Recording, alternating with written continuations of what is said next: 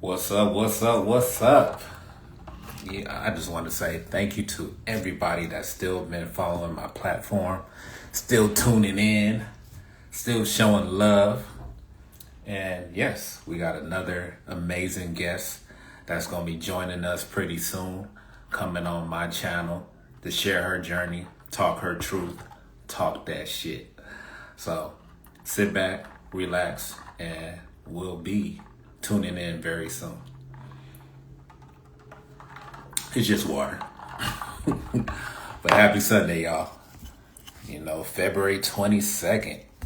Oh, yeah, and I see her already tuned in.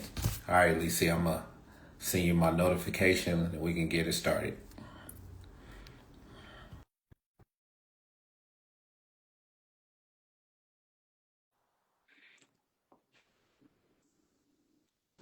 You should receive the notification, and whenever you're ready, let's get started. Hey, love. Hi. I love the hairstyle. Thanks. How you been? How's your Sunday going? I actually just got home this morning. Oh, wow. So, yeah, it's pretty. I actually left over the weekend to help one of my girls do a class Okay. Okay. for it's a nonprofit organization that does um they train like teenagers Okay. on being firefighters. So they get them certified and everything. It's Oh, actually pretty wow. cool. Okay. Yeah. And so we were out there, we were doing this class, and then we did like free haircuts. So it was Yeah. funny because I went in yesterday, like when was it? It was yesterday. Yeah. So I landed yesterday morning. And then I went in all nice, dressed up real cute or whatever. And I gave the class. It was really, really nice to see them also get educated, because a lot of these kids come Okay. from like broken families. Yes. And they're not only kids too, because they were also adults. So some of them like just got out of jail, and so they're looking for a Okay. second chance and whatnot. They actually prioritize that. And Okay. so I'm watching them give the class on like confined space, Yeah. like Yeah. rescuing. And I got to see that. And it made me think, like this is to them what barbering was for me. Right. Like that Yeah. barbering was Yeah. my second chance, and so Yeah. this is their second chance. And as I'm stepping into getting ready to do my little spiel. They introduced me as a finance lady. I'm like, oh no, not the finance lady. I'm like, we're not gonna do that right here. So I had to figure out just She like, understanding more like, I can't tell you yes, about financing, but at the end yeah, of the because day, at the this end of is the day, I'm what a I barber really at do. heart. Yeah. But we did the class. It was very, very emotional, and it was very inspirational. They were super engaged. Yeah. And then so it was Colleen. I don't know if you know, she's a Lady Barber Club, Okay. right? Yeah. So it was her. These are her people. And then her and her fiance were out there, Okay. and they were doing the haircuts. And I'm like, yo, we got 15 of these kids to cut. Yeah. So I strap on some boots. I put on a a little apron, and I'm in a dress Yeah. with some boots outside. We cut hair in the parking lot. It was pretty Yeah. nice. It was really nice. Yeah. But they actually graduated today. Oh, okay. That's So amazing. it was pretty Yeah. cool. It was No, pretty that's cool. dope. That's a And good then start and then I got into home this this morning. introduction. But There's a lot I of things love. that's done behind the scenes Yeah. that, a lot of people don't know. Yeah. And so that's kind of like one of those.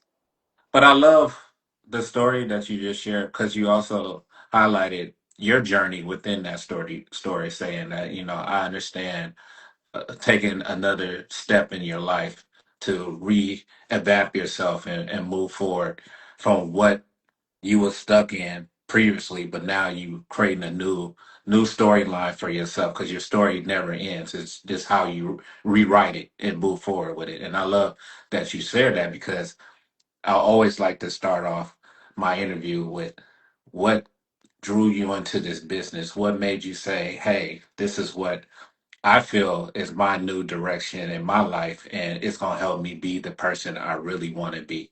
So let's So step I'm into I'm this. actually going to answer that with a question. Okay. what is the ultimate goal for people? Yeah.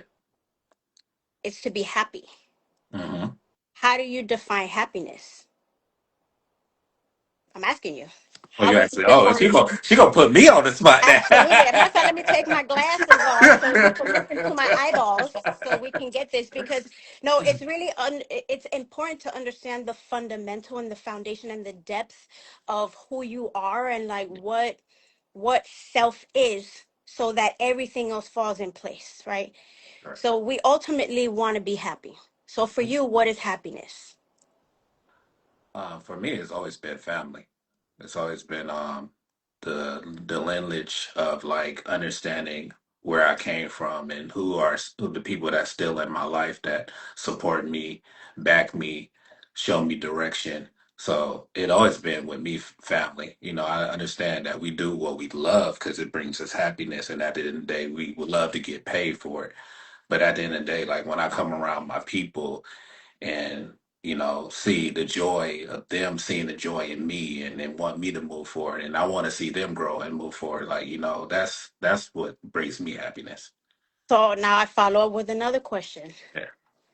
What happens when your family disappoints you? That's rarely. Anytime that happened in my life was because I always had a strong foundation, especially when it came to my mom and my dad. I always felt like I was, at some point, felt like I was maybe failing of what I could achieve, and how wanted to, especially my last name with my dad, like how I wanted to represent his last name and stuff like that. So I could say that was my journey growing up, as doing that, going through those battles.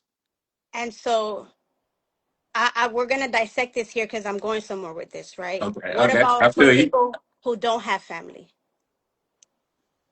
Hmm. What's happiness then to that? So when we define what happiness means, it's not so much what externally makes you happy, because you can be surrounded by family and be miserable. Yeah. It has a lot to do with self-confidence, self-belief, self-love, Hmm. right? You can break your back giving and giving and giving, and you don't feel that reciprocity, and it can also lead towards different things. Hmm. um but essentially, when we define what happiness is, we talk about peace, right? I just want to be at peace, or I want more time. I want to be able to live my life under my terms. And when we are young, we're shaped by the experiences of our childhood. Um, Oh yeah, yeah, definitely. and when you're young too, you're essentially also innocent. And so now you're being exposed to all of these different external factors, right? Because uh, depending on how you were raised, but also depending on how the world is ran, depending on financial situations and all of these things, you can even tap into like different sorts of abuses that you come across, of different forms of neglect you've come across, of like conflict issues. All of these things essentially tear away little by little at your inner peace and your inner happiness. Hmm. And so we are always in this pursuit of what happiness is, like how we're in this pursuit of happiness. Yeah. And so we get tied into work. We tie our happiness with money, right? So for me, I did not want to be a barber. Barbering was not something I even thought I was going to do, but I did tap into hair because it was literally the only form of artistic expression that I had. Okay. Um, in my childhood, because I grew up in a very toxic environment. I Okay. didn't have great parents. They were alcoholics and drug addicts, and it was a lot of things going on in there that I still to this day, struggle with. And I'm 41 years old now. Yeah. Yeah. And my father was incarcerated. My mom, she passed. I was 16 years old, and the only thing that I had to look forward to was a set of clippers. And so I was cutting hair to just basically feed myself, put a roof over my head. My thought process has always been, okay, where am I sleeping tonight and what am I eating? That's as far as I was able to think. And so barbering gave me that opportunity to like to hustle my way forward. Yeah. Just so happens that in that era, it was not so welcoming for women back then. So not only am I trying to struggle for food and Right. shelter, but Yeah. now I got to deal with your attitude and his attitude and the fact that you say I can't make it and all of these different type of adversities that come along with it, right? And it was also an era where social media was just kicking On the off. curb. Yeah. You know, where it, like Instagram had just popped. It was Facebook at the time, and we were all Yeah. utilizing Facebook for the moment to advertise. It was free advertisement. Yeah. And the heavy hitters back then, they were utilizing social media to promote their brand and celebrity barber teams and all these things. And that's kind of like how I came across barber battles. I thought that shit was amazing, you know. And in the times that it's taken me to prove myself as a worthy adversary in the barber industry, I decided to compete. Yeah. But I was always very artistic, so I went from drawing on paper and sculpting and painting and whatnot to now utilizing hair as my canvas. So initially in my start, I never looked at a haircut as a haircut. I just looked at it as a blank canvas Canvas. to Yeah. just do art, and I taught myself how to draw on hair. And it was a very long process because it wasn't something that was taught, right? And when I realized that there were barbers that was competing on stage in the very thing that I just so happened to love, I'm like, yeah, that's what I'm gonna do. Mhm. And it's funny because barber battles, had it not been for these events, I probably wouldn't have the current lifestyle that I have now. Or even I don't know what the heck I'd be doing. But we talk so much about the barber You be doing shows. something speaking on stage. I can see that. Say that again.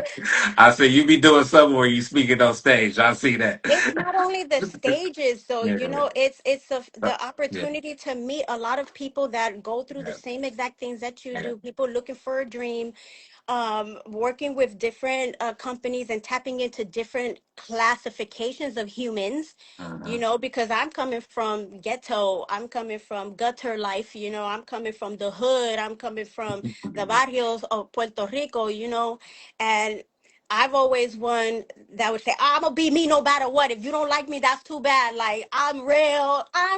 Like, and I realized that the more you start to advance, right, in your career or what that looks like, you get exposed to a different classification of people. And I understood that uh maybe like a year into it, and I'm like, okay, I really need to understand how to speak differently. I need to know how to present differently.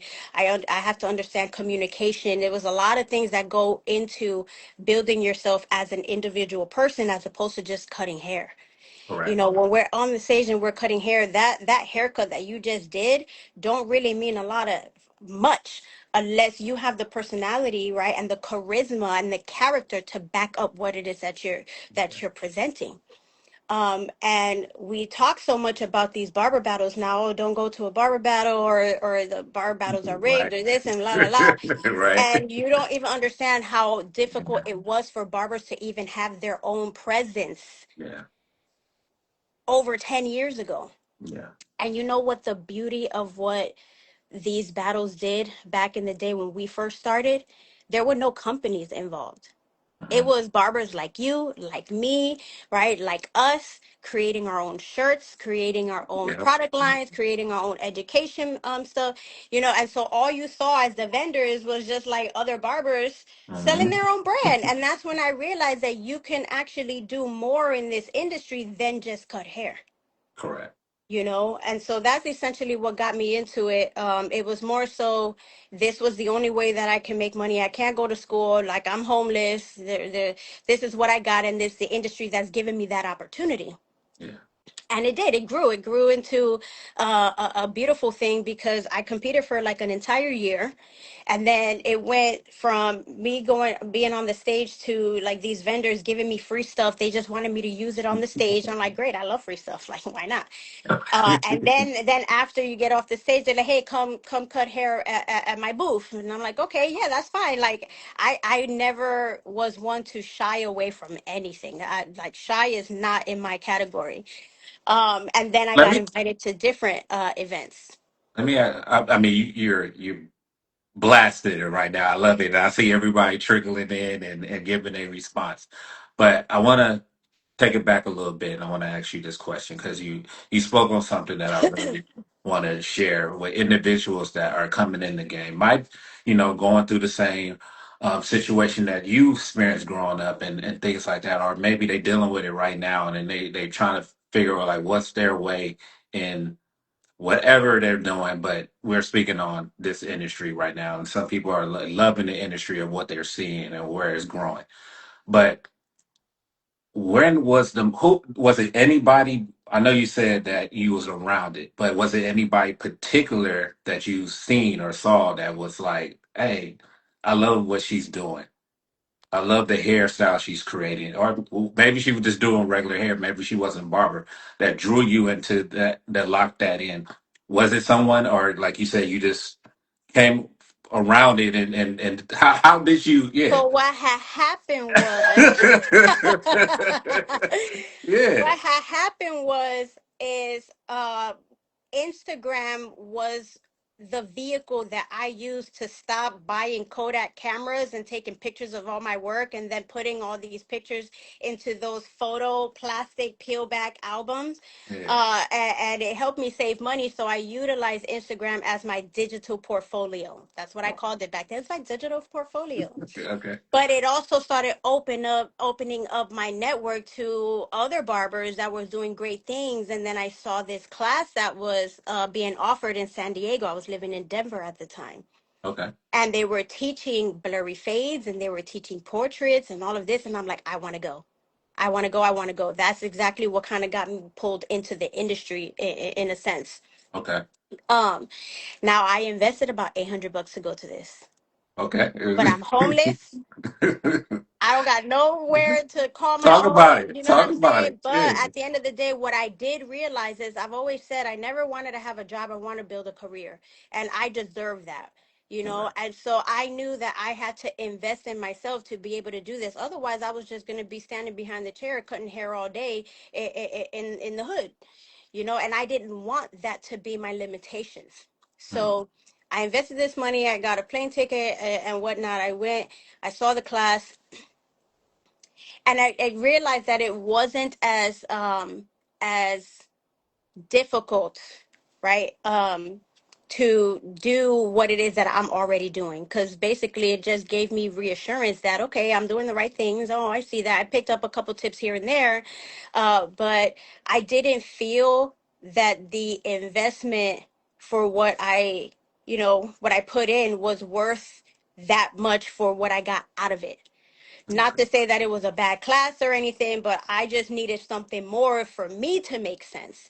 So I All right. ended up addressing it, and I'm like, yo, since you was teaching portraits, I'll battle any one of your barbers right now to a portrait battle, and then you put the pictures on your Instagram and let your followers vote. I had to do Okay. something. Okay. So at first they Okay. all looked at me and they was laughing and all this, and I'm like, I'm serious. So we ended up doing that, and then I sent my picture, he sent his picture, and then he ended up putting, it was actually Mark Marrero, by the way. It was his page. And he put it on his page, and then I ended up winning the votes. So that opened up different the opportunity for me to go to the Exotics Barber Battle. So that Okay. was the first one, and I was invited by Mark to go there.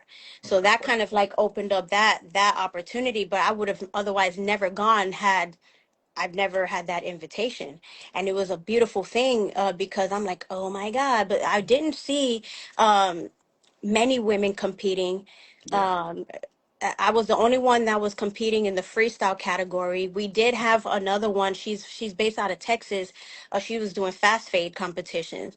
Mhm. Um, but I also did get influenced by Christina Goring, who was founder of Lady Barbers United. She was a WAT educator. She had won Bonner Brothers. And I'm like, yo, like there is space for us. So that actually drew inspiration for me even more. Yeah. But you got to take risk. If you don't take risk, nothing is going to be handed to you.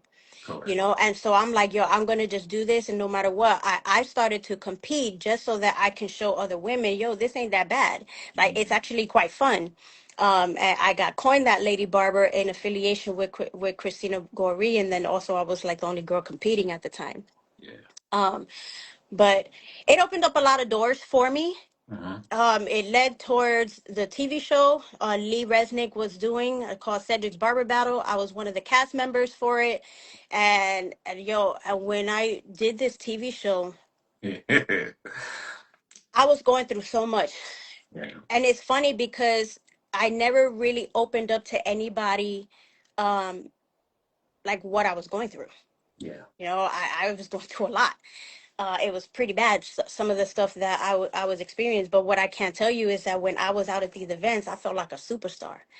you Correct. know I was one of the cast members, and I ended up flying out to Newark, and I came back with the championship belt. I was the only woman to win that show, and like, ironically enough, that show changed everything else for me. Yeah. The Yeah. prize money, I ended up utilizing it to like stabilize my living situation, and then I invested the rest to be an educator. Hmm. So one of the things that I've always known is that you need credibility Hmm. to be a leader. Hmm. And I was getting flown out everywhere to, judge these battles and whatnot. I was like traveling. Every month I was going somewhere. But Yeah. then they asked me to teach, and I'm like, I'm not ready to teach. There's a difference when you're showcasing versus when you're out there, Explain taking it. the Yeah. responsibility to Yeah. educate the future of an industry that's already challenged. Yeah. And I I don't know if you guys, I love that you said that. Yeah. we got a lot of barbers out here that want to be barbers but don't even know what the hell is going on in the industry that you're trying to create a living with. Correct. And I realized there's two different sides of the industry, and I chose a side. I picked a team. One side of the industry is about self. Mhm. This about me. I'm the celebrity. They're like, pay me. You gotta do this, da da da da. Da. Yeah. You walking into a show, and these guys think that they're freaking superstars. Like, how you gonna be a celebrity and not even be wealthy? How you gonna be a celebrity and like fake the cars that you drive, and you're renting shit over here to make yourself look good. How you gonna do all this? Like, I've seen how most of these barbers live. Yeah. You know what I mean? And Yeah. there's nothing wrong with that. But what does make it deceiving is that you portray yourself to be something that you're not really. You're selling a dream that is not, that you're yourself are not living. You Hmm. know, Hmm. it's something that's very admirable when we are barbers and we're living in the situation and the grind that we're in, and we're living under our means, and we're doing this, and that's okay. But Hmm. don't draw the flash into it. Don't do trying to portray something that it's very dangerous, and you can actually see the residual, right, effect that has had in this generation of barbers, Yeah. right? Yeah. And so the other side of the industry is the side that is really focused on the elevation of our industry, right?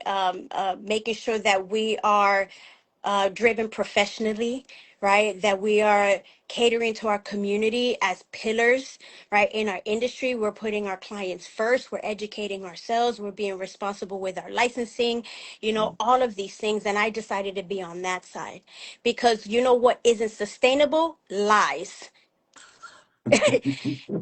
You can't, you can only lie up to a certain extent until you get tired of faking the funk. You know Yeah. what I mean? Yeah. And not to say that it hasn't worked for everyone. It has worked for a couple of people in the industry, because you hear that fake it till we make it type deal, right? But when we talk about, like, okay, what's sustainable for generations to come, not just what's sustainable for me and what I need out of this industry. And so I decided to get my education. I wanted to learn how to present. I wanted to learn how to command a stage. I wanted to learn how to coach, because there's a difference between coaching and there's a difference between teaching. There's a difference between instructing. There's a difference between driving someone to self-motivation and transformation. All of these things the average person doesn't think about. Mhm. And once I got my license, I joined Paul Mitchell, the school, and I was with them for 7 years. They like reformed me into the person I say it. Paul Mitchell is the reason why I became the educator that I am. I was a part of their advanced academy. I learned their entire curriculum, so I am very proficient in both men and women's hair, all hair textures, chemicals, wigs, all of it. I just like barbering, but I can Yeah. do it all. Yeah. And that, in a sense, started molding me to the young lady that I have grown to be. Because if you, anyone who's been with me back in the day, I was hood. Sis was rough around Yeah, the I love corners. I had the it. accent, all of that, da, da, da, and you know, you go through speech because Yeah. you elevate your vocabulary and Yeah. all that by reading books and you know all of this, and it's pretty interesting. But I also opened up myself to wanting to work with manufacturers. Okay, you have any questions before I move on? Because I could keep talking. No, I love it. Keep going. So here's the difference between then and now. Back then, in order for you to work with a company, you had to have an educator license. There was no way you was going to be a platform artist for any manufacturer without that license, because you know what the point of being a platform artist is? Tell it. Sales. Right. It's sales. It's Yeah. sales through education, and it's your craft that draws the personality, and it's what drives the marketing and the branding behind it. Okay, so it was supposed to be a um, mutual reciprocity where the brand makes the product, and then you as the artist takes that and relays it to the field, like to the community, but you give it the cool factor, you give it that flair, right? And so that's more or less how that was. It was no such thing as like, okay, we're gonna get Lici because she had all these followers, and yeah, like come see Lici. A lot of times that doesn't drive sales, and that's the problem that's happening today. But I'll touch on that in a second. Okay, yeah. So I chose who I wanted to work with. I knew at the time I wanted to be an Andis educator. There Mhm. were plenty of other clipper companies that presented offers, right? And you can go any which way you like, but I wanted to be a part of this company. And it took me a few years. I think it was like 4 years that every year I was applying, every year. But I also had to align myself, right, to prove that I was worthy, right, of being a part of the team. Okay. Nowadays, you have people like, oh, well, look at me and look at all the followers I have, and I can cut hair. That doesn't translate to you being an asset to the team, Hmm. you know. And so there were things that you had to align yourself with on social media and who you are online and all the how you present yourself at events also. Right. Right. So I picked a team, and everything that I was using, it had to be Andis, you know. I didn't learn with Andis tools in the beginning. I used Wall in the beginning, then I tried some this that until I landed with the Andis clippers, and then everything was that. So I also was already acting in conjunction with the role that I wanted. Hmm. So when it was time for me to tap into another year of like, hey, I wanted to be a part of the team, this is everything that I'm doing, you align yourself with what is your mission statement. You have to study the brand, you know, tell me about our Yeah. company, what's our vision, do we align, all of these things come into play. You had to do a resume also, Right. you know. And Yeah. then in the interview process, they're asking strategic questions to see See what's going on. how the relationship could Hmm. work, you Hmm. know. And it was and then we also had to do a technical interview, and that technical interview was you teaching at a show. Hmm. And Okay. so Yeah. they were looking at different things. Problem with today is, and it's sad, they did away with the educator license. Yes. Yeah. Lord knows why. Our school system is already struggling Yeah. finding valuable teachers, Yeah. right? So this is another reason that ties into play is like, okay, like, do you need to go to school or not? You know, because if we don't need licenses, technically you can go learn from anybody. The Yeah. only difference is that you don't have a guided curriculum to take you there. Um, So now you did away with the licenses, and we focus primarily our goal or our success being tied to social media. How many followers you have? Followers Yeah. meant you can drive views, which also can generate leads. It's all about lead generation, Hmm. right? When that became a thing, now barbers are just shooting shots in the dark. Let me join your team. Let me join your team. Or I want to do this. Or somebody come find me. Da, da, da, da, da.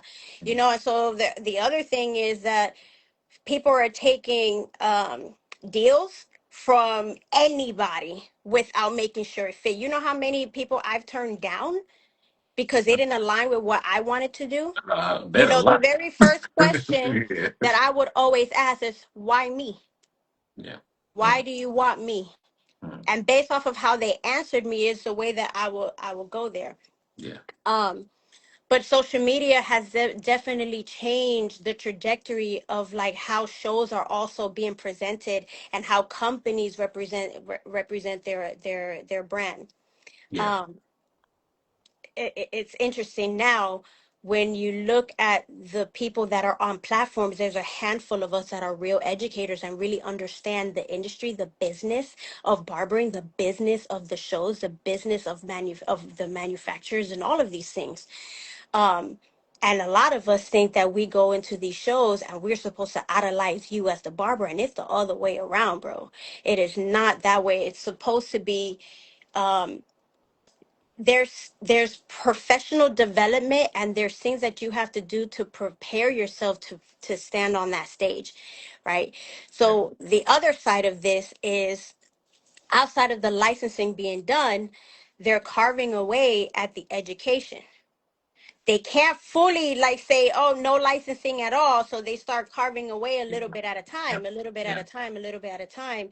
So Yeah. now you leave the schools with the problem of, well, what can we teach these students? Yeah. And they have to follow regulation, Hmm. you know, so they have to cut corners somewhere to be able to follow these things.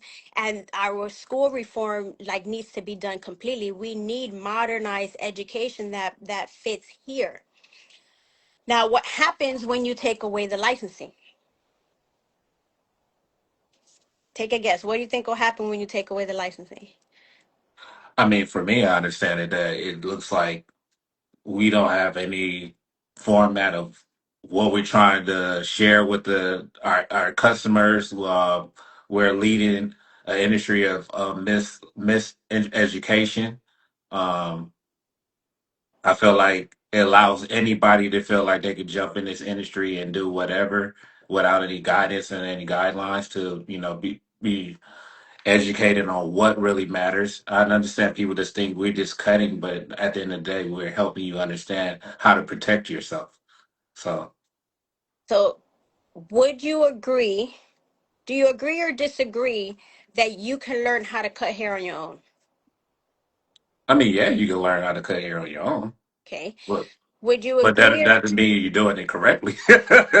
Yeah, but yeah. would you agree or disagree, right?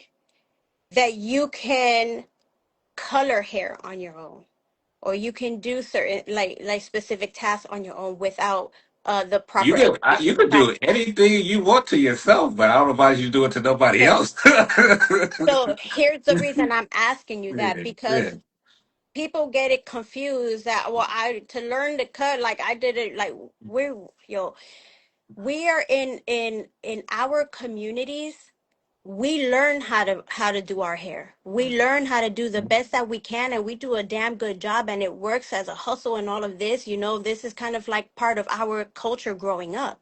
Mhm. But when we want to scale a business and we want to now open up your services to like a multitude of people that has nothing to do with the color of your skin or the similar hair type that you have, we're talking about all different things happening in play.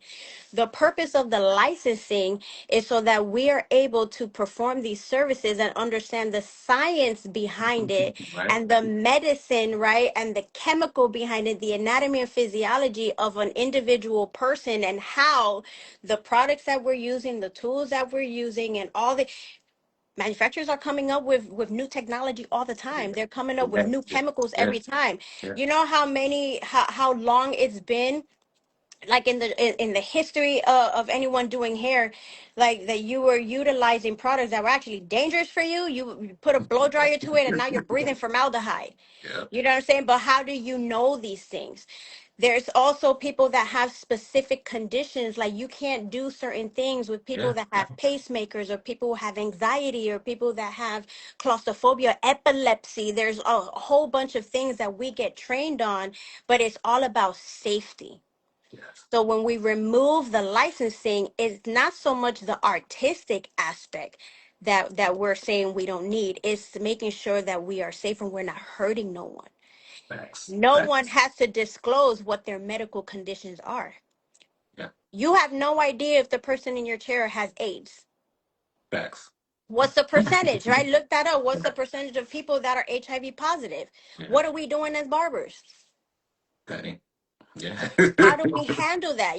There's a lot of things that we have to take into consideration as professionals. So now you take away the licensing, or you deregulate it. So they lower the hours for like, what was it, 1,500 to 1,000, Yeah. right? They Yeah. In some states you don't even need a practical exam anymore. Yeah. So what essentially they're doing, they also lowered the test Crossover. rate. Oh No, yeah. the Oh test yeah. Oh rate, they yeah. made it Yeah. Yeah. easier. It used to Yeah. be like 75, now it's 70. It's different, but they're making it easier. So Yeah. what happens when you flood the market with mediocre barbers and stylists? Now we're oversaturated with everybody fighting over how much they should be charging for fucking haircuts. And then we place our value Yeah. based off of what social media influencers are saying. You should charge $100 a haircut. That's right, bro. You're worth more than that. You do that, and let's see how far you're gonna get. There's an actual business format to figure out what your prices look like. Yeah. It There's is. a formulation. We need to know what our demographic is. What is the average I just median spoke of income? that the other day. That's you crazy. know Yeah. what like you need to also do some market research. How many Yeah. barbershops are in your area, and what's the Yeah. average cost for everything? Mhm. Match that price, or if you're starting, go lower and then raise it strategically in increments. But you also have to have your projections done. You also have to have systems in place. It's not just about you opening up the unlocking a door, putting a barber chair in there and waiting for clients to come in, putting some cute little pictures that you filtered the fuck out of them, and put them on your Instagram. And now, okay, I'm going to charge all this money because you worth it. That's your worth.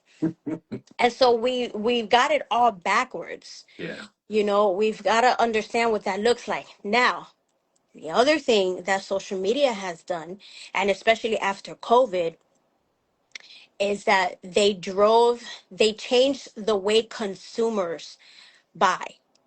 Mhm. Even if you think about how professionals buy, or used to buy their products and their supplies, they used to go to beauty supply stores or barber supply stores, and there was, specific, like Salon Centric, it was Cosmoprof. We had different types of supplies that catered only to licensed professionals. Correct. Now we got online buys. Yeah. Everybody's buying off of Amazon. Yeah. Everybody's doing this. Okay. Yeah. Now, before this happened, the purpose of the shows was to get great Right. deals Yeah. at Yeah. the freaking hair shows. Yeah. And it was our prime area to shine as platform artists, because now we're a part of their marketing plan, and we were the ones that was presenting their product and their merchandise, right, and showing people how to utilize it. So we got the new techniques that were coming, like if it's the balayage, right, and this is how we're using it. So we tie in our expertise and technique with the chemistry and the science of their product, and how it's good for this hair type and this hair texture. And this is how you use it, da da da, right? And now you go to a show. It used to be real big, but when online consumerism started to be a thing, we started noticing less and less people buy at the shows. Mhm. And so think about what that does to the companies. Mhm.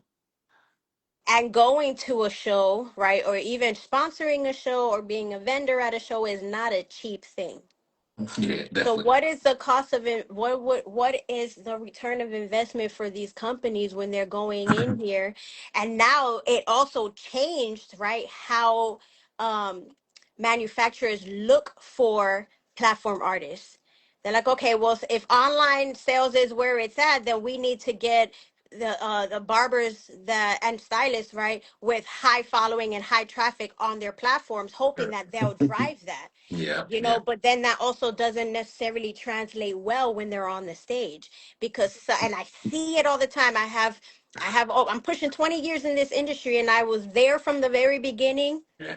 and I'm still in it, right? Yeah. Where we're looking at these barbers on the stage and they just tank, or they're only talking about themselves.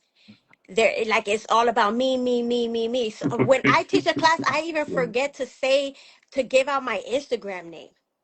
I've It's been at there. I seen at it. the end, they're like, so what's your Instagram? I've You been in know? your classes twice. It's phenomenal. I love when you on stage. But I get what the direction you're going in, because that's a lot of things that I've been speaking about, especially when it comes to this platform. When I have individuals like you step on, I'm like, I feel like what it is missing when we go to these shows, and I love to go there and buy product, like you said, and see the environment of everybody at the show and stuff. But the knowledge part is missing. Like you said, just let me get the person that's on Instagram with the high numbers of followers and let me just throw him on stage. But he's not, or she's not really giving off the information that's helping this industry keep growing. And I love that you said that. I've been in this game or this industry for 20 something years, and I've seen everything from where I was to what's now. But what is it that you still passionate about? Do you still love the industry the way that you loved it when you was I'm in it? always gonna love the industry, Okay. but I'm saddened. I'm not gonna lie. Right. I'm very Yeah. disappointed to see where the industry is headed based off of, like, I don't know where to start. I can go so many places. Talk your shit. Or I can go so much.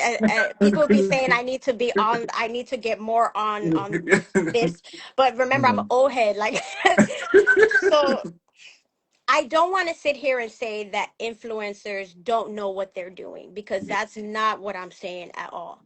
What I'm saying is that the priority has now changed. So the way that companies have to help push their brand has shifted, Yeah. the way that they have to look for educators. So it doesn't even matter how great of an educator you are. If you don't have a presence, no one is going to, like, pay Yeah, attention yeah, to you, yeah, you know? yeah, So there has to be a balance between the two. yeah.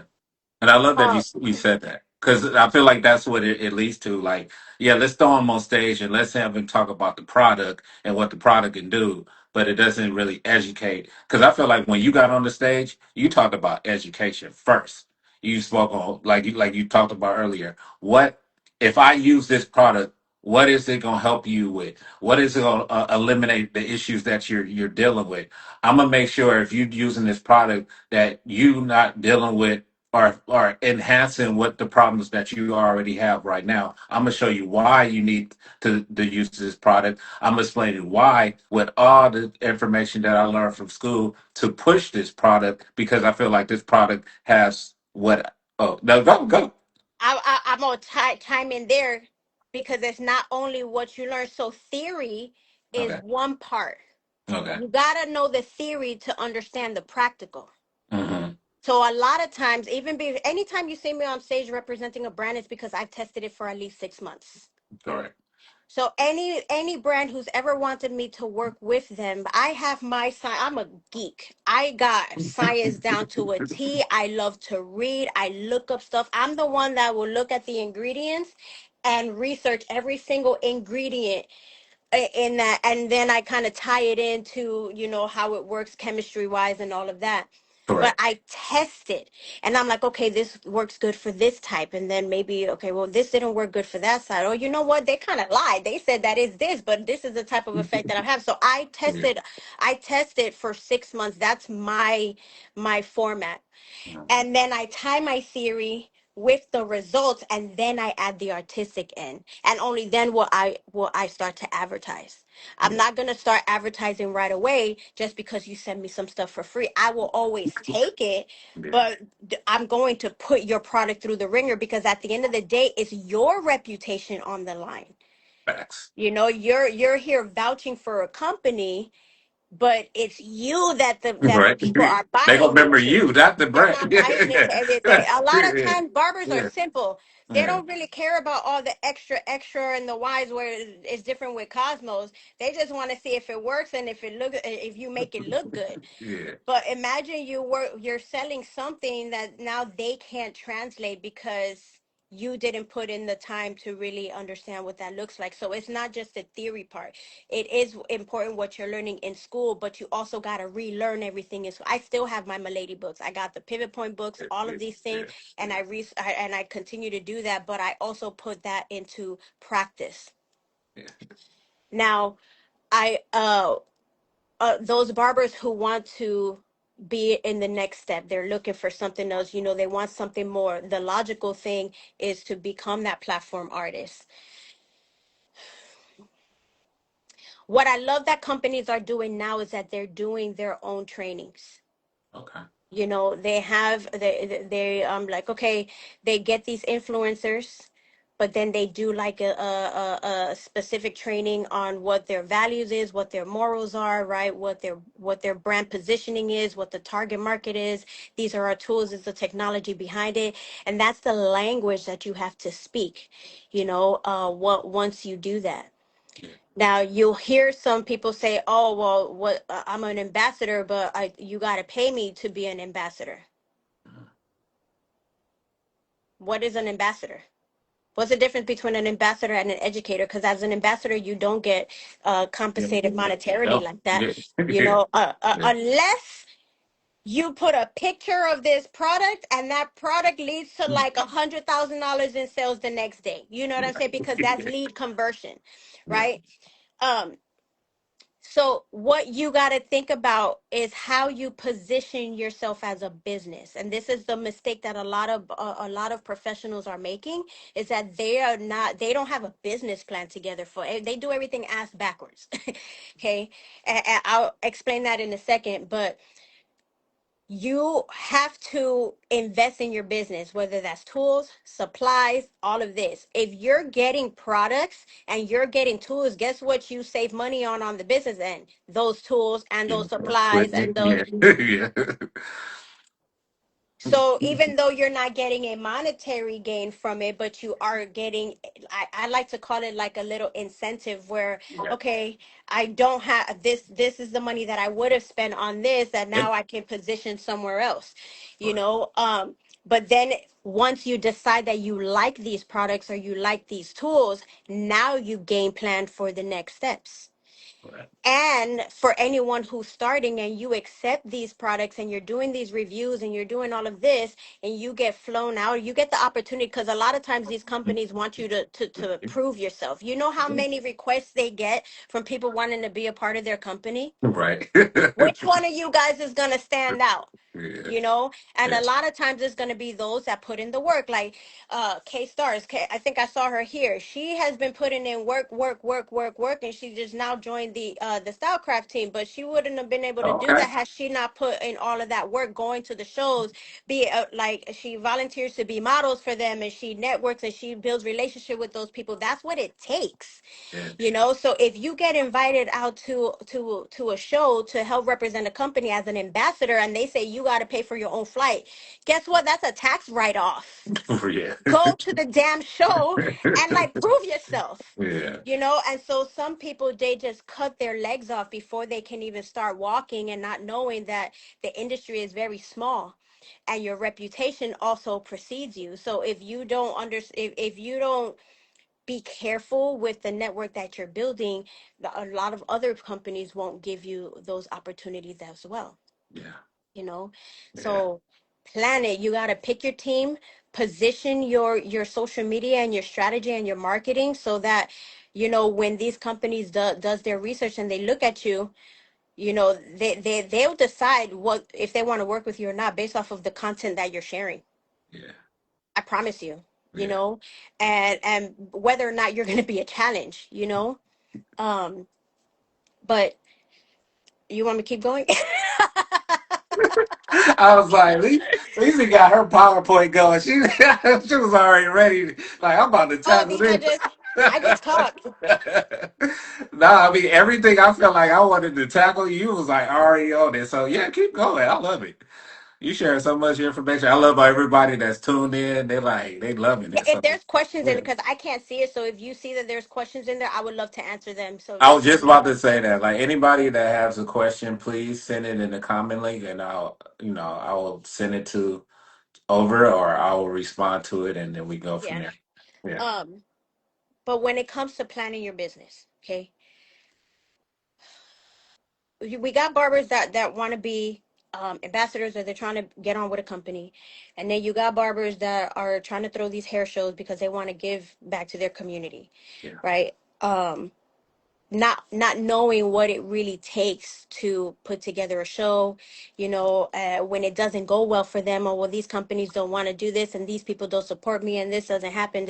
Or it's not happening with only you, it's everyone across the board, from the small shows to the big shows, that's also experiencing the same things with the companies, because there's so much going on right now. And I can speak from experience, because I went from being a behind the chair barber to a competitive barber to an ambassador, right, to then being a platform artist, to then going into educator, to then building curriculums, to then leading barber teams, to then now I'm a barber show, now I'm the vendor, like, right. and every step. And I've also thrown events, for 4 years in a row I did Hair Palooza in San Antonio.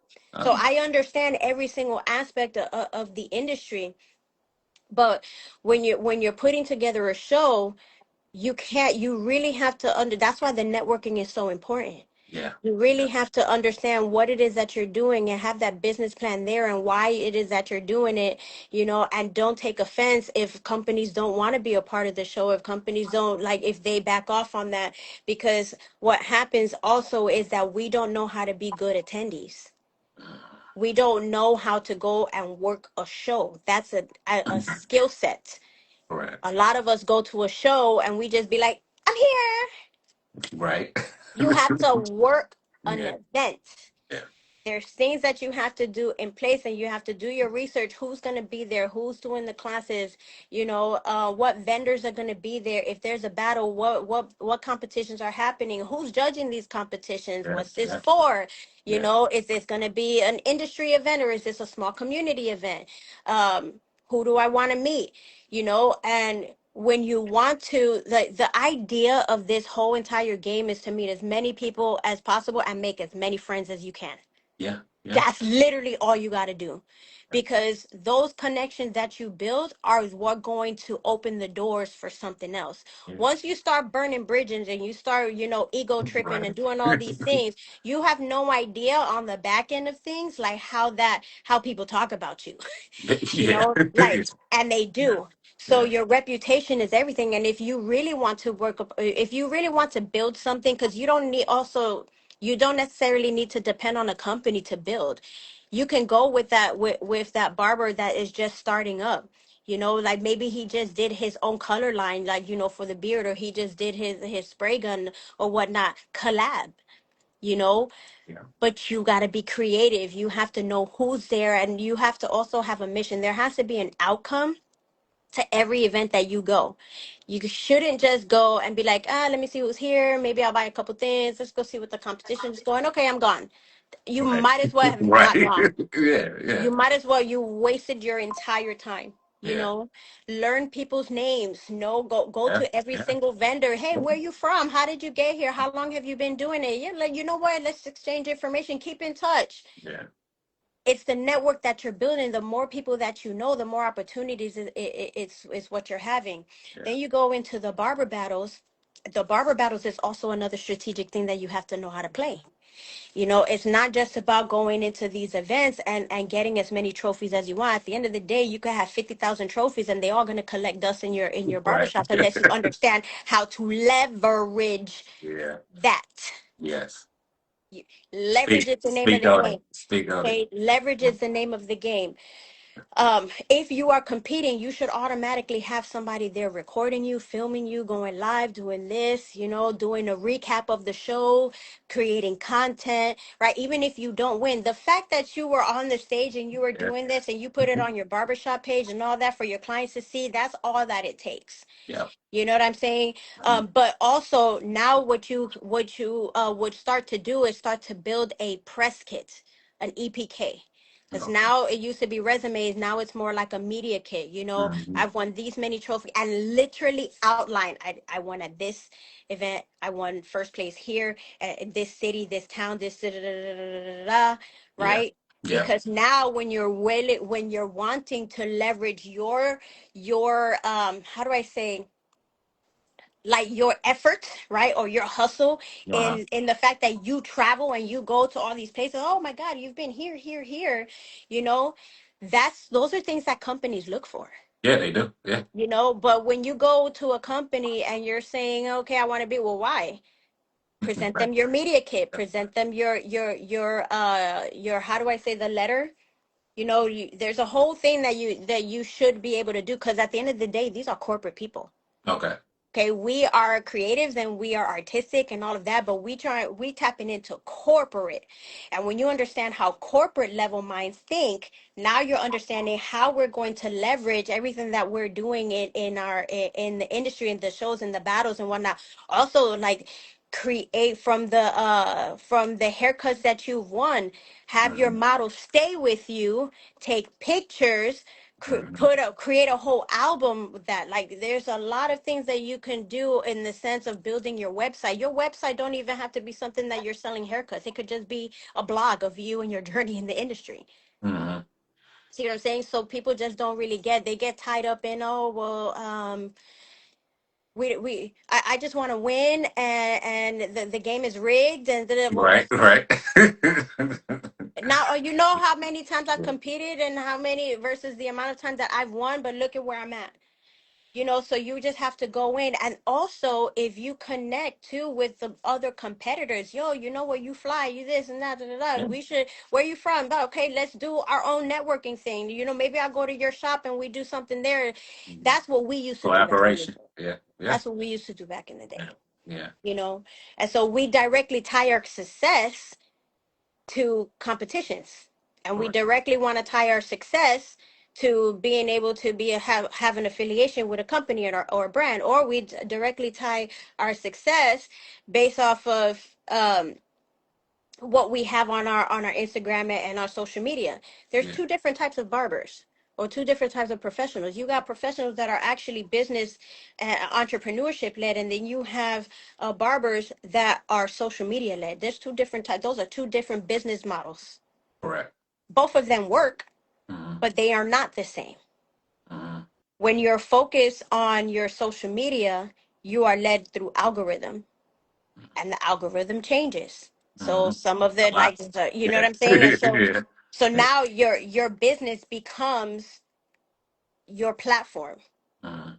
Whereas when you're in the chair and you have a barbershop, that's your main priority. You're still going to feed your Instagram and you're still going to feed your YouTube or whatever it is that you're doing, but the main focus is the business, lead generation, how we're going to market seasonal I don't know, events that I have at my shop, and prices, new services going, welcoming the team, blah, blah, blah, whatever, sharing your culture and whatnot.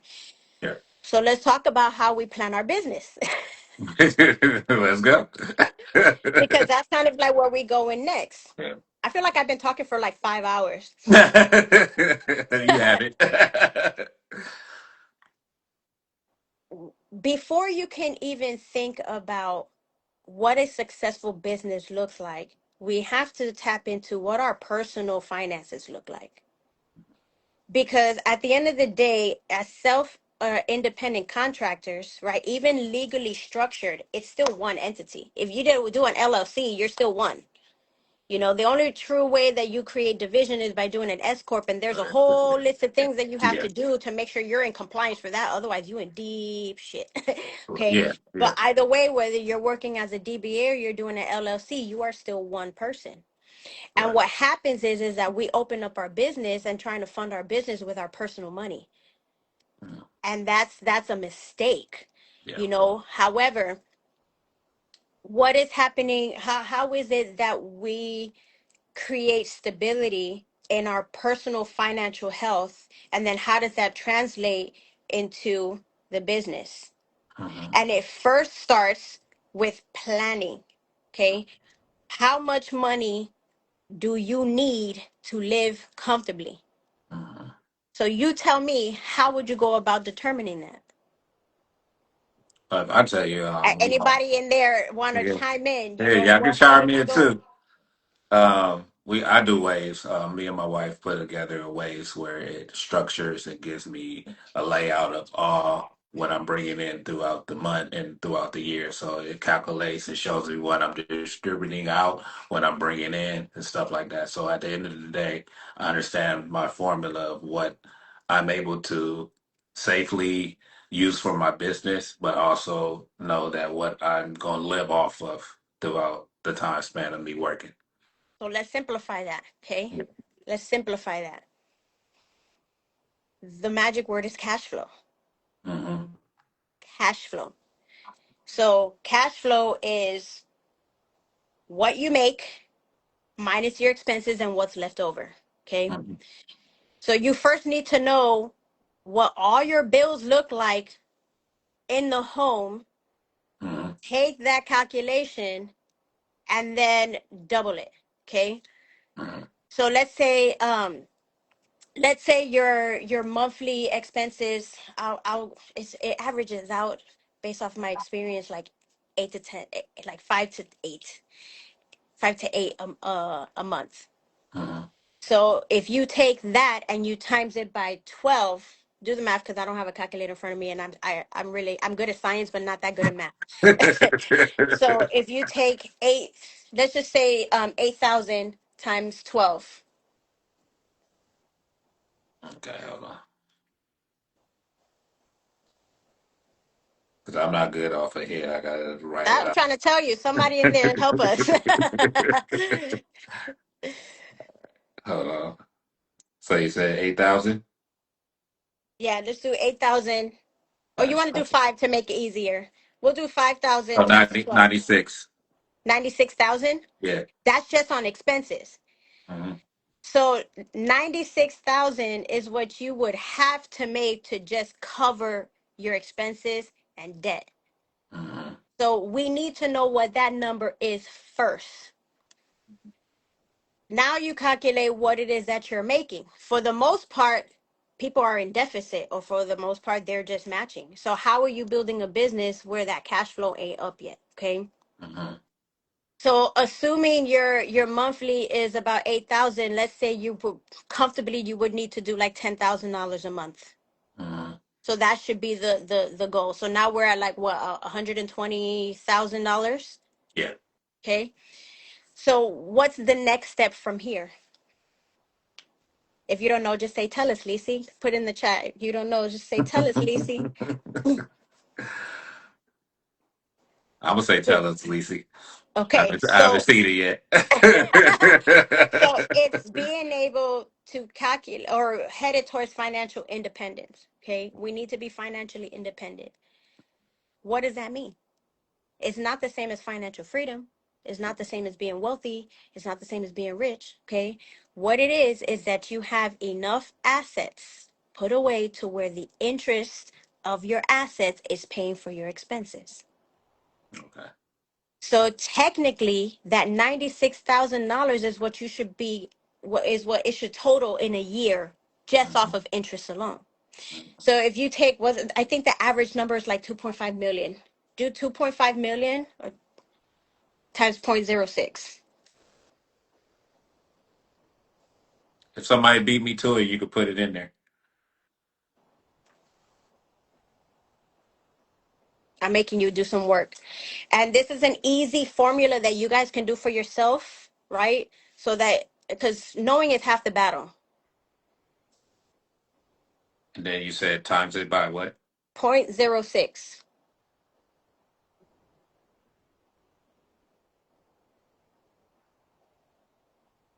Oh my God, I wish I had a calculator. The stress. Yeah, I'm doing it because I'm doing it off my watch. I think it should average about maybe 150,000. Yeah.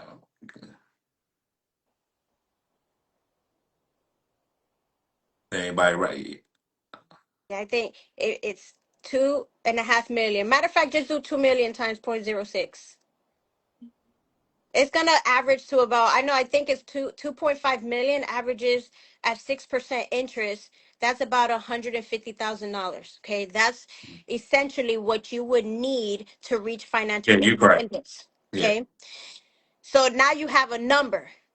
Mhm. So you hear barbers say, I need to make 250K a year, or I need to make, I don't know, 200,000 a year. Before, I remember when I used to say I needed 100 grand a year. Now that's not even enough. You need Right. minimum. You need Yeah. minimum 120 to $150,000. Correct. But the problem is that we're thinking on, okay, us physically making that money to be able to pay. That keeps us in a trap of always being behind, always being, stressed, putting in more time. So the magic number is two to $2.5 million. That's your financial independence number, and that's kind of like what it's been averaged out. So if you have $2.5 million Hmm. in an account that's earning at least 6% interest, and that's kind of like the average of any investments that you're doing, over a 20-30 year time span, you're going to be able to financially be independent. So that opens up time for you to now do, live how you want to live, not necessarily retire and be like, whatever, because financial freedom doesn't necessarily mean that you're off in a beach Right. Yeah. sipping Yeah. fucking margaritas off of a coconut and whatnot. Yeah. It just means that you have options to work how you want, you have options to build how you want, and so that's the number that you have to start thinking about. Okay. So as now you are building your business, the key goal is to make as much money as possible and spend as least as possible so that you can save towards that. And then it becomes a thing where, okay, well, what investment strategies do I need to do to help accelerate that process? Mhm. you know and so this is why it's so important to really start taking barbering serious. Mhm. Specific, I can speak to every industry, but like the barbering is more or less like you actually can make easily well over $100,000 a year. I see it all the time. But when I sit down with barbers and I'm coaching them, they're like, well, I don't know where this money goes. Mhm. Right. Yeah. Okay. So Yeah. what are the systems that you have to put in place, right, to be able to save this money? What are the systems that you have to put in place to keep your cash flow up? I talk a lot about booking apps and whatnot because most barbers underutilize these booking apps. They don't understand how to use Right. reports. They don't understand like any of these things. They don't get They don't the want to show cash flow. client management. Yeah. There is a process for you to Yeah. manage your clients, because now you're worried about, you're leaving it up to the client to come. You actually have to be proactive with every single person that sits in your chair to, rebook and follow up. And you also got to also plan for like a marketing strategy. And marketing strategy doesn't always mean advertising. It means pouring back into your clients. Hey, you know what? It's your birthday. You got a free haircut. Here's a coupon. you know throw different, there's a lot of different opportunities that you have to build a clientele. And a clientele does not mean walk-in. A Mhm. walk-in is going to Right. come in and you don't know if they're ever going to see you Come again. back It's like again. a Yeah. one night stand, like okay, it was good, Yeah. but maybe I'll see you later. Yeah. So you have to be able to build a clientele that you can calculate what they generate for you in a year. Yeah. So if Mr. Parks comes in, I know Mr. Parks gives me at least 60 grand a year. And that 60 grand is broken down into this, that, and the third. So I teach these strategies. Mm. What systems do you have in place to help project your sales? What systems do you have in place that you are properly structuring your prices correctly? What systems do you have in place for your client management? You know, also the way that you accept appointments, because I bet you guys didn't know that there is a proper way for you to put these missing appointments or no call no shows under collections. Right. But there's steps that you have to take, and information that you have to have before you can actually do those things. Yeah. So we have to stop thinking that barbering is a hustle. Like, it's Right. great, because hustle Yes. culture, Yeah. like, yo, shout out to my girl Colleen, All her right. cookbook. She's a badass barber, but she just did a cookbook. We are all Yeah. hustlers. We all have extra things that we do here and there.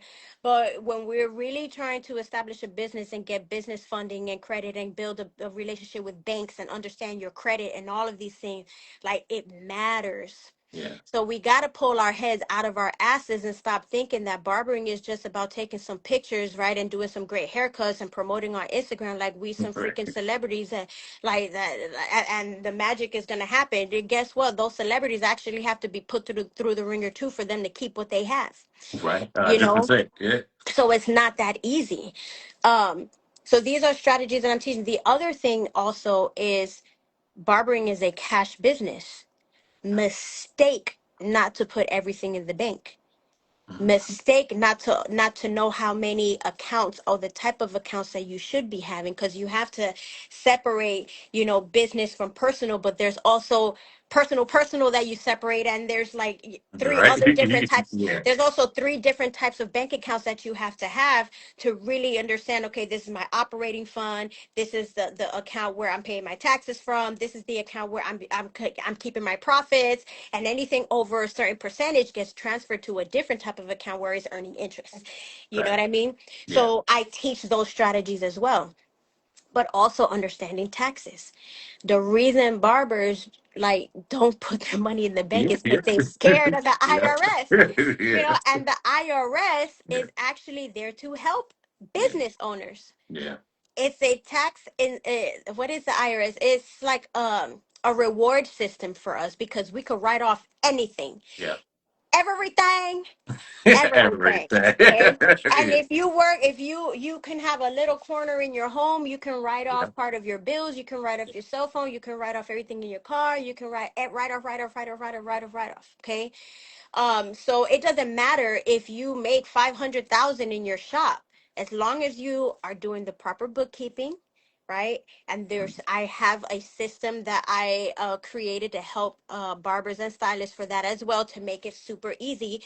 But what you don't want to do is depend on a CPA to do it for you, because they're not Nice. going to tell you all these things. You have to understand all of Yeah. these different things. Yeah. And so the other side, the other Gotta flip get the coin to right that as accounting. well, Yeah. the other flip side to that is that if you don't pay any taxes, you're not paying into Social Security and Medicare. Yeah. Yeah. And granted, we have no idea if Social Security and Medicare is going to be even present here Right. with our $33 trillion debt. You know what I'm saying? But at the end of the day, the only way that you secure Social Security is by paying taxes. Yeah. And so every time you pay into your FICA tax, it also gives you points. And when you earn certain points, that tells you how much you are going to get at retirement a month.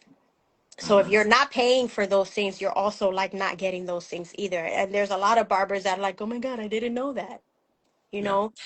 Um, but then there's also another aspect to this is like, okay, protection.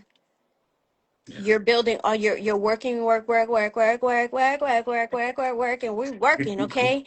We Yeah. work to build a future for ourselves and to save money and accumulate, because we have to go through a process of wealth creation, and that first process is going to be accumulation. But until you have any assets that's earning you interest, what's your number one asset?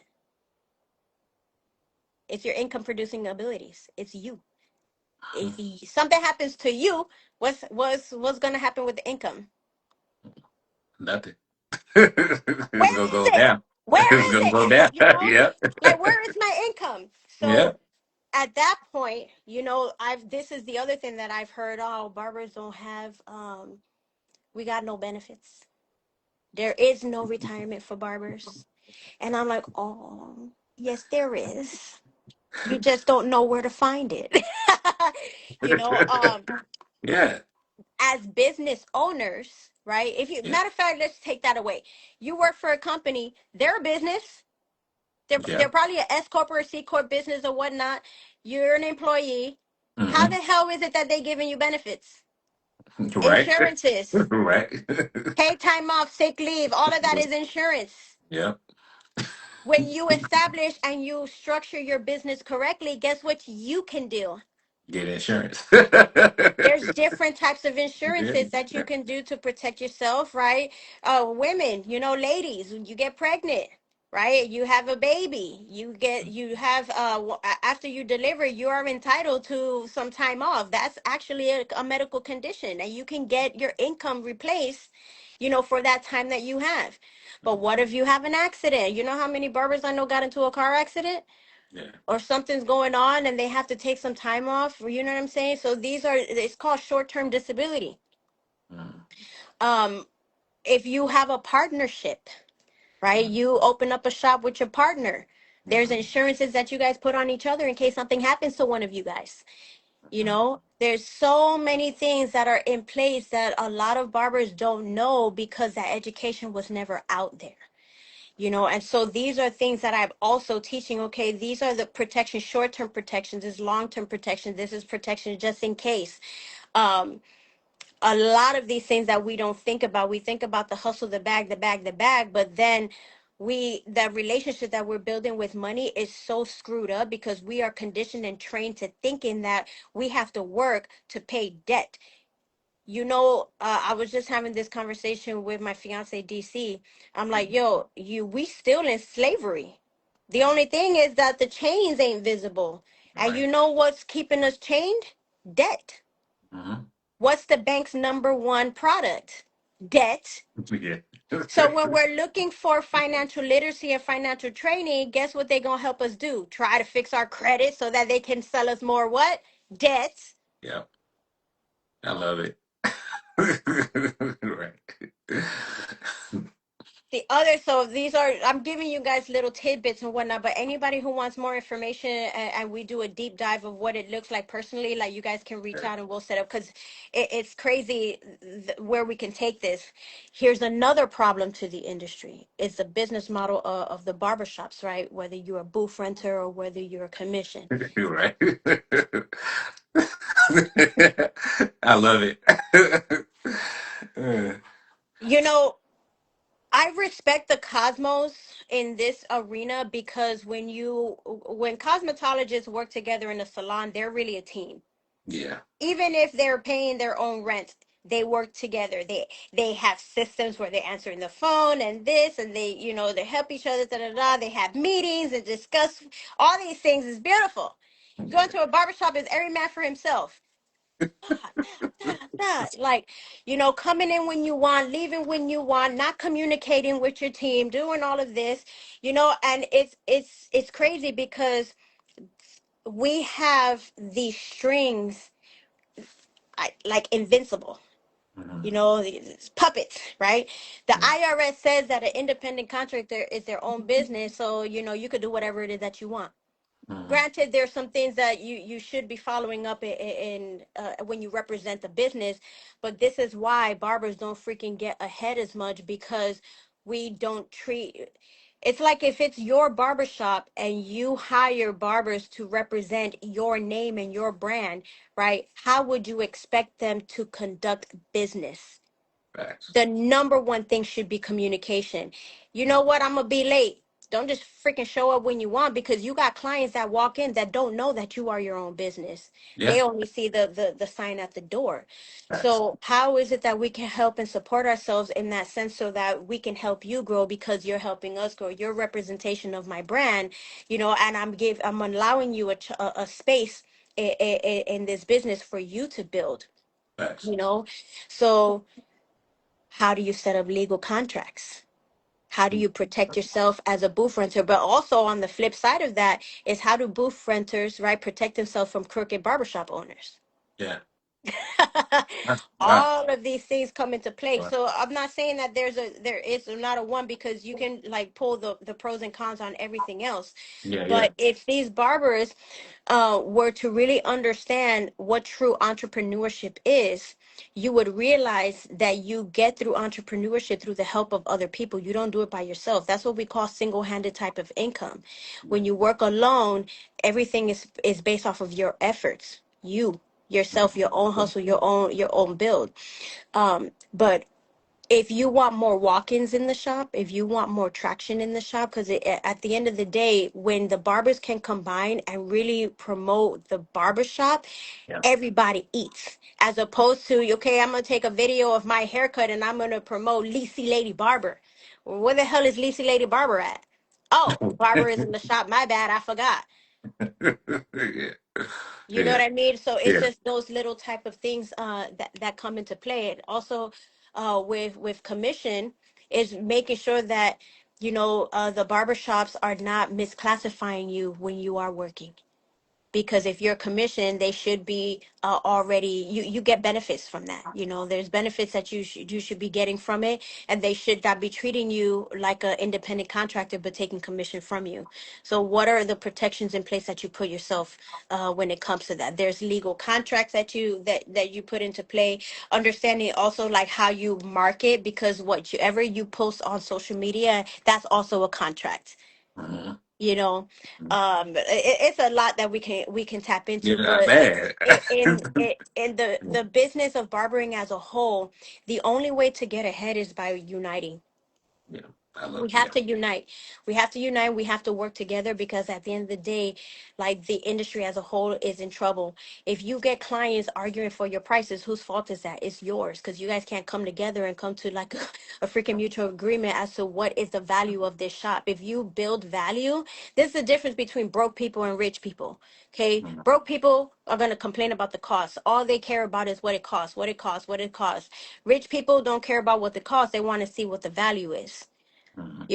What is going to come from that sense. So we have to shift from having broke minded mindset to a wealthy mindset, but also translating that to the community. See Yeah. what I'm saying? Yeah. It's a lot. It's a lot that goes into play, but I'll open the door for you to ask any more questions.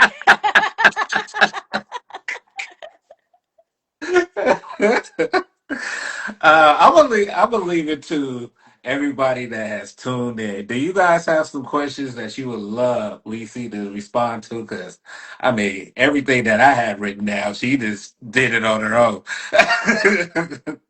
Look, I'm gonna tell you this.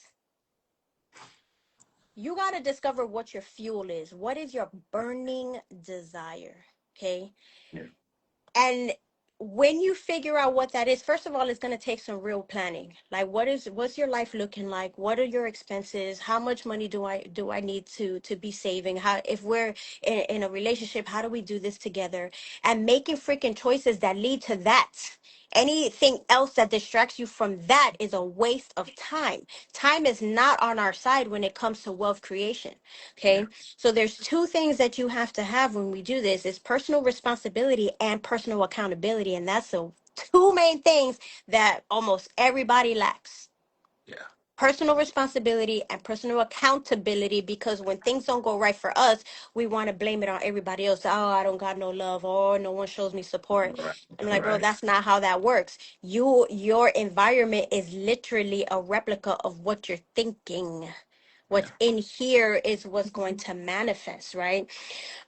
So when we want, ultimately, true happiness is time freedom and being happy, right? Having more time, having more Yeah. money, and then also having the freedom to do this. But there's also a way for you to do this where automatically and gradually it's going to come to you naturally, like it's ordained. So what's the formula to happiness? you know Mhm. think about it. The foundation to being happy is understanding your moral virtue. Yeah. Don't Okay. lie, don't cheat, don't steal. Yeah. Don't lie, don't cheat, and don't steal. Yeah. And then also make sure you have a lot of patience. Okay, so just having that moral virtue is going to be it, because at the end of the day, lying, cheating, and stealing is a replication of what your character is. Okay, so when you have those moral virtues aligned within yourself, right, first of all, that's good karma that's coming into you, that's good vibration, that's good energy, those are blessings, that is coming with you, no malintent. Yeah. We will make mistakes, Yeah. those things will happen, but as long as there's no ill intent and you learn from those things, that's what we call evolution. So when we have that moral virtue, that builds strength of character. Yeah. And you know what the strength of character does? When you're tested, you won't fall into that trap, because you will get tested every day, you know. So what is that within you?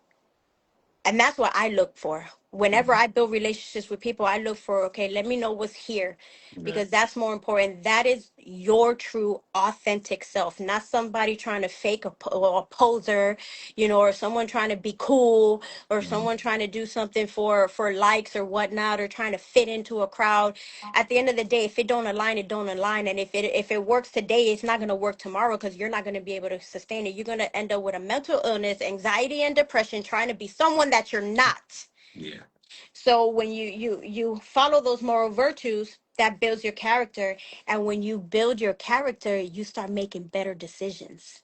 Facts. You're able to discern that, you know.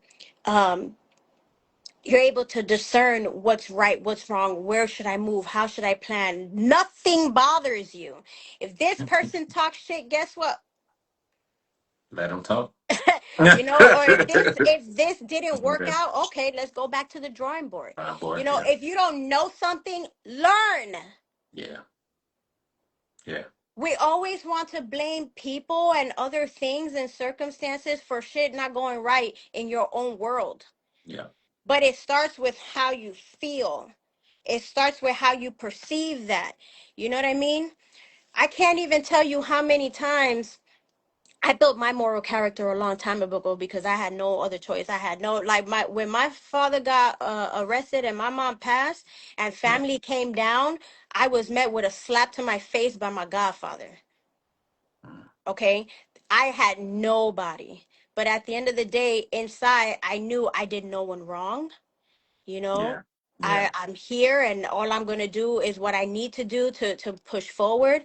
And I Yeah. was met with a lot of different types of abuses, right, different types of conflict, different, all of these things, and it just taught me how the world is. And the world is a broken place. Exactly. And when we put our happiness, right, in the hands of other people, that leads to disappointment. And then that also leads to resentment. Now your whole plan and everything that you wanted to do for your future is gone down the drain. But Yeah. you just got to understand, have a little bit of grace, be forgiving, and just understand that there's differences between personal relationships, professional developments, and things like that. Outside of, we're all human and we all have our own vices that we have to overcome, right? There's mental trauma that we still Yeah. have to, we don't know, like, we have no idea what someone has gone through. And that interaction is deeper. And I would challenge you guys, if something didn't align, what is the true underlying tone of why that was? And always point the finger at yourself first, even if you think you didn't do nothing wrong. Right. you know Yeah. and that's also what helps you elevate yourself and become wise. There's a difference between being wise and being a smart ass. Two Yeah. very separate things. Yeah. And also know that when we start tapping into business, it has nothing to do with personal relationship. Being a good person and being a person of good character and having moral virtue and doing the right thing all the time helps, because that builds trust. But at the end of the day, business is business, and you have no idea what someone's business is going through. You don't know what that looks like, and every person has the right to run their business how they want to. And if it doesn't align with yours, move on. There Yeah. are plenty other people Yeah. that will align with you, and maybe the timing is just not right. Yeah. So we get too emotional. You We right. be, oh my God, this person doesn't support me, and this person I give all the this and da da da da. Yeah, And I hear it from a lot of different people. yeah, But when you have strength in character, that is not how you think. Because anytime that we're out here supporting our brethren, right, we're out here supporting our industry, whether it's a veteran, whether it's someone that you admire, you look up to, versus or like a student, or family member or a friend, you're doing this out of love and support. yeah, You're not doing it to gain anything in return. But the law of attraction is real. When you put out good into the world, you get that back sevenfold. And so when you start making these good decisions, guess what happens when you go to sleep at night? You get peace of mind. yeah, And when you have peace of mind, that gives you clarity. So now you clear out your table and you're able to see further into the future because now you're in alignment. And when you're in alignment with mind, body, spirit, everything else is going to fall into play.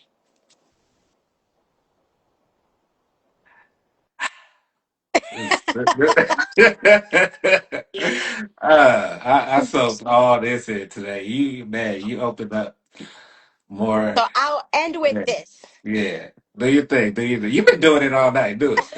I'll end with this, okay? I have a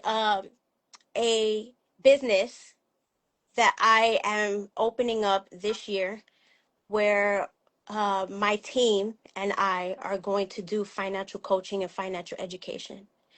The Yes. education that we provide, we are going into the shops, we are going into the shows. We can do personal we can get together and do personal group classes, and the classes are 100% free. I'm not charging anyone. We are not charging anyone to teach people about money, how money works, how to establish a different relationship with money, how to develop different types of systems and whatnot. And once this education, if it speaks to you and it's something more that you want, then we can tap into personal coaching sessions. And the coaching, the reason why I'm really careful in talking about specific strategies is because those strategies don't work for everyone. Yeah. Okay, what may work for you is not going to work for the next person, and then that's where the misconceptions comes in. So I have a fiduciary responsibility to make sure that everything that I myself and my team put together to help people is suitable for them, because we are licensed professionals in the financial independence industry, and my team are all dope ass female barbers. Okay. I love it. On top of that, I do want to say officially, I have published, myself and DC, we published a beauty playbook, and this is the barber playbook.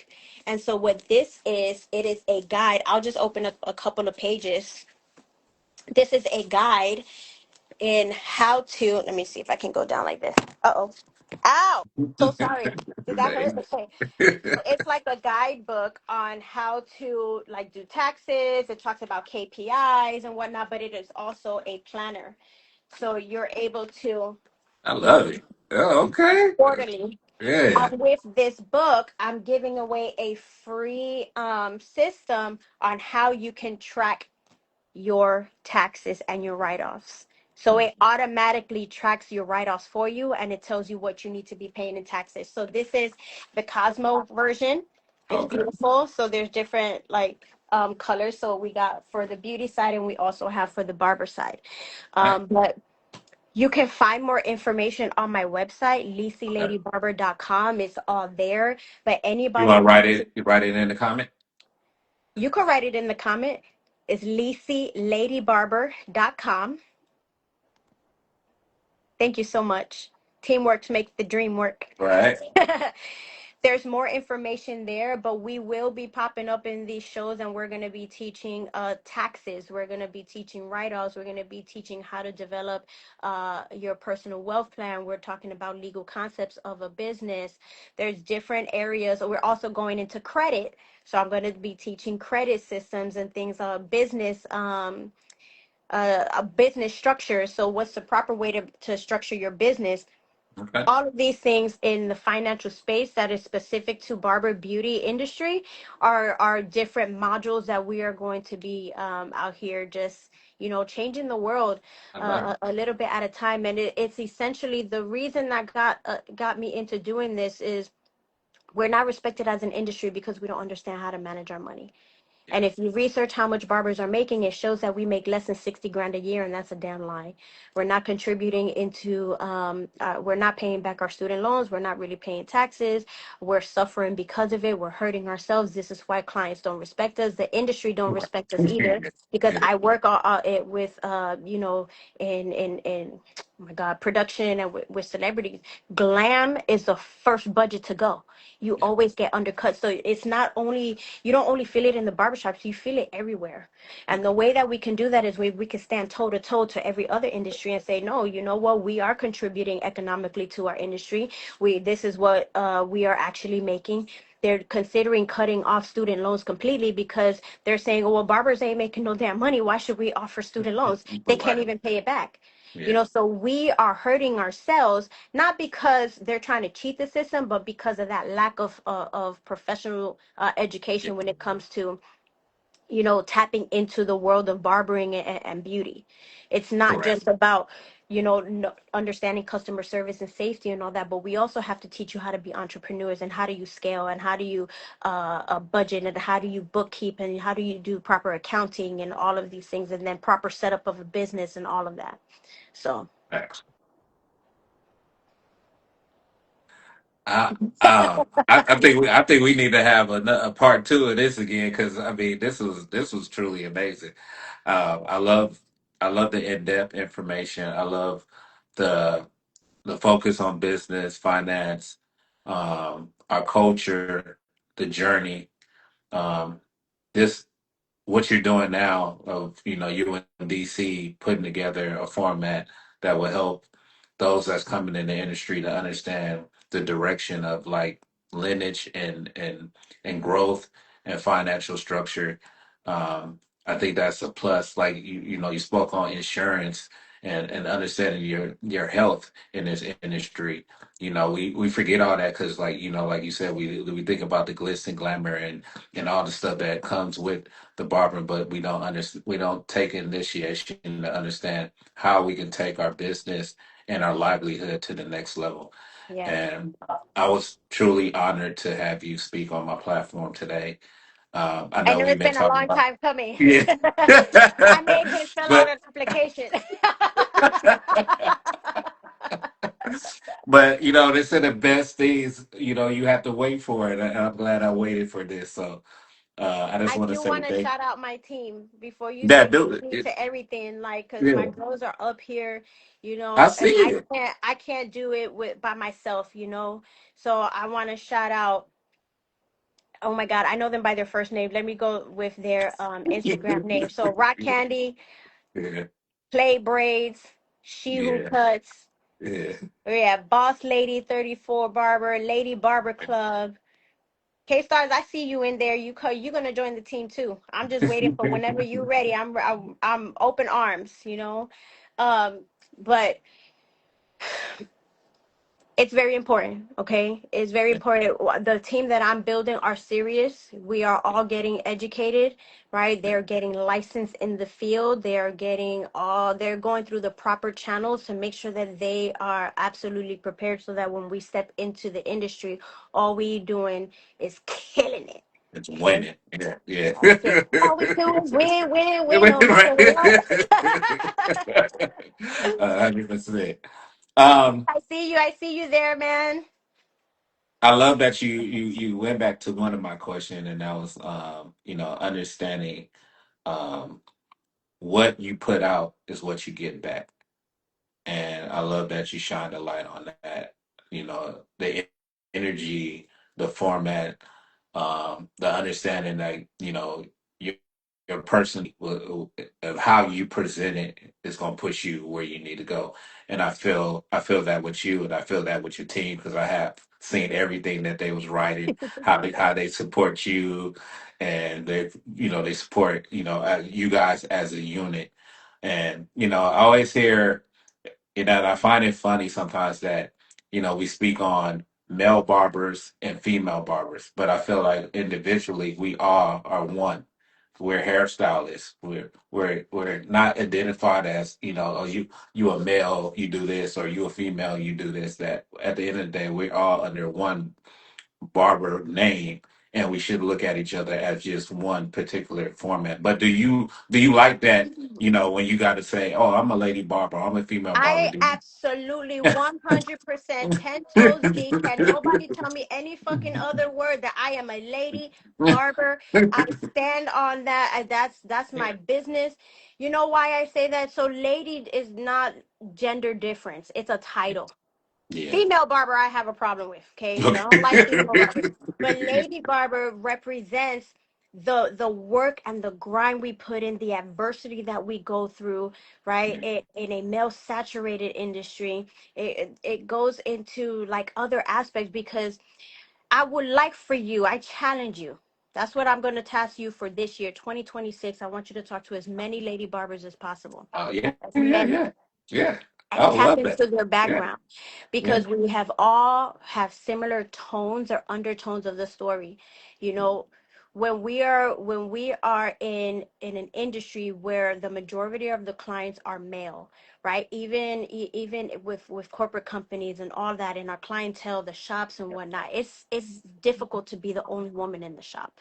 It's also difficult to try to address different, like, how do you earn and gain your respect from clients coming in? And it's not so much whether or not they think that you can cut good or not, because I feel like those days are long oh, gone. yeah, yeah, yeah, yeah, Back yeah. then that Yeah, was a thing. I yeah, actually yeah. had to paste pictures of all of my work on my station, because if they say, can you cut, Right. I used to get in their face too. Like, just, if you stop Yeah, playing with me and sit the hell down, I don't yeah, got time for this. Like, I yeah. had to be that aggressive back then. So now it's just a bit different. But it's more in like, how do you manage yourself as a woman, right? And keep a healthy relationship, because there are some guys.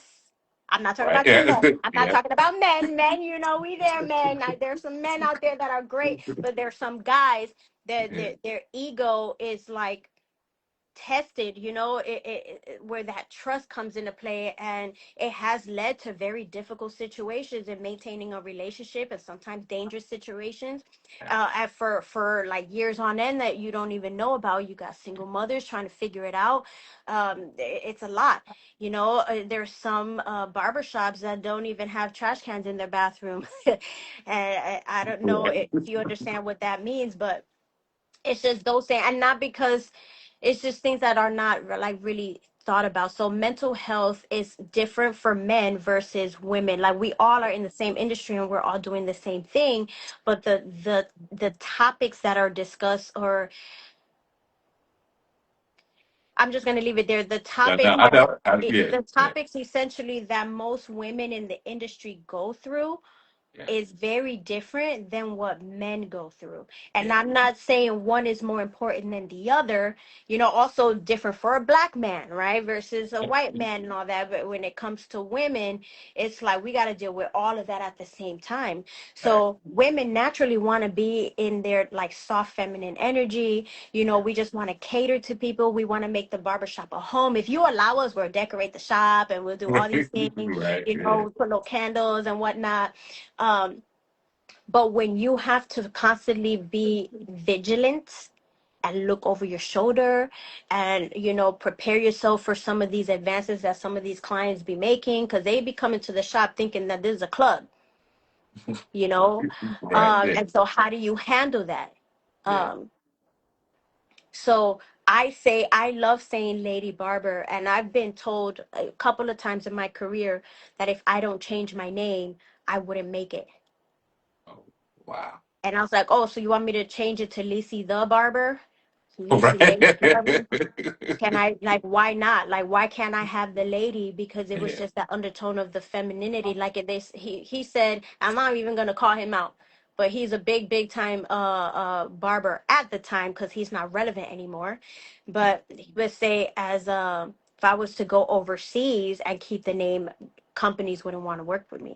And I lived overseas, and I was the most successful I've ever was overseas, traveling everything, working H&M campaign, doing the Brit Awards, so much things. But it just goes to show you, like, first of all, women didn't come up with the term lady barber. Men did, Right. Right. or female barber. You know what I Yeah. mean? Yeah. Um, so it's just so you either want to call us female barbers, and then when we call ourselves that, like you got a problem with it, just because it Right. became like a thing. It's like if you're damned if you do and you're damned if you don't. But at the end of the day, like when I say what I do, I'm a barber. What's my name? Lici Lady Barber. I love it. Because it represents the struggle that I went through as a Yeah. woman. I was belittled. I had to fight a couple of dudes.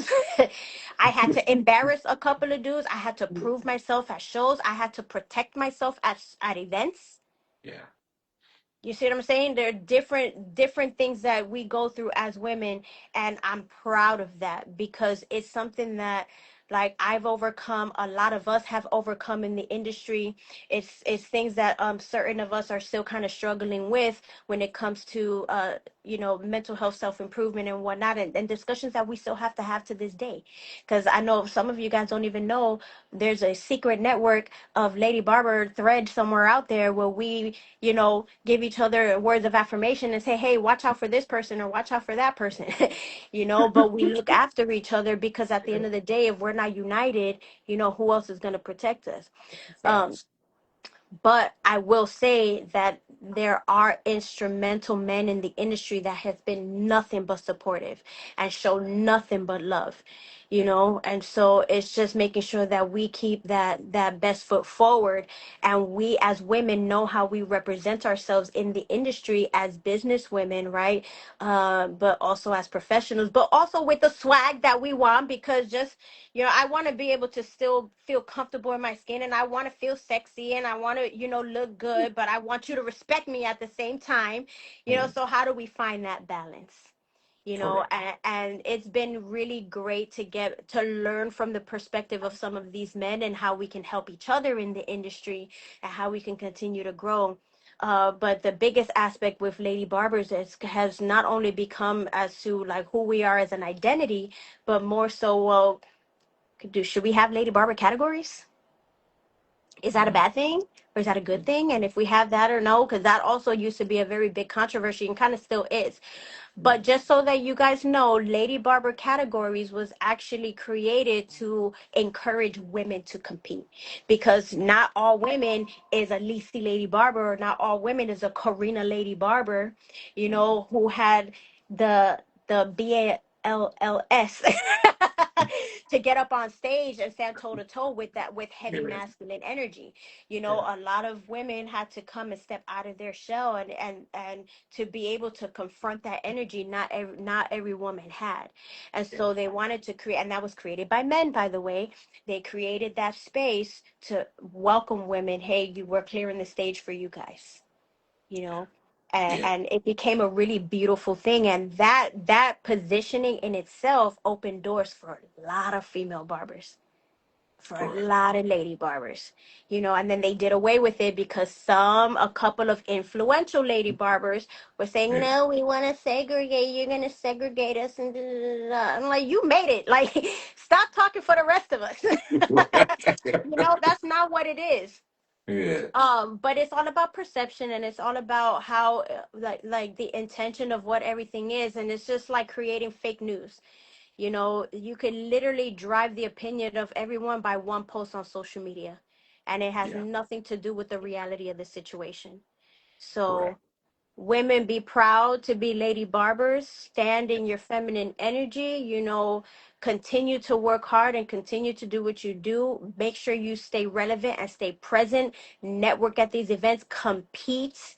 Yeah. I would love to see you guys out there, and just do you, be you, your authentic self, be fly, all of it, all of the above. And let's get together, because together this is where we build strength, because it's strength in unity. I have nothing more to ask you. You delivered on the I said I wanted you to come on here, speak your journey, talk your shit. You did that. Oh, then she gonna put the glasses back on. I wanted you to see my eyeballs. Like let me close it out with the After shades. Habibi. These are Habibis. Right. But I want to thank everybody that tuned in, everybody that showed love. This is what my platform is about. When I say talk your barber shit, it's about individuals coming on here speaking their journey, speaking their truth. We're not on here to talk down on anybody, but we're here to uplift, share information to help you move forward in this industry because I know this is what was given to me by individuals that helped me decide that I wanted to be the best barber hairstylist that I can be. That's why I got both of my degrees in in hair and barbering. I'm a Cosmo and barber, so I want to make sure that if I'm gonna jump in this industry, I want to elevate myself to the highest level and keep learning. I never want to stop learning. I want to keep learning, and I want to be around people that's very educated, leaders, because I want them to keep showing me how I can be a better version of myself. So thank you, love. Thank you for taking time out, You. coming on here and doing your thing. Well, we gotta do this again sometime. Oh. All right. Bye, everybody. All right. Have a good night. Happy Sunday. Take care. Thank you. All Bye. right. Bye.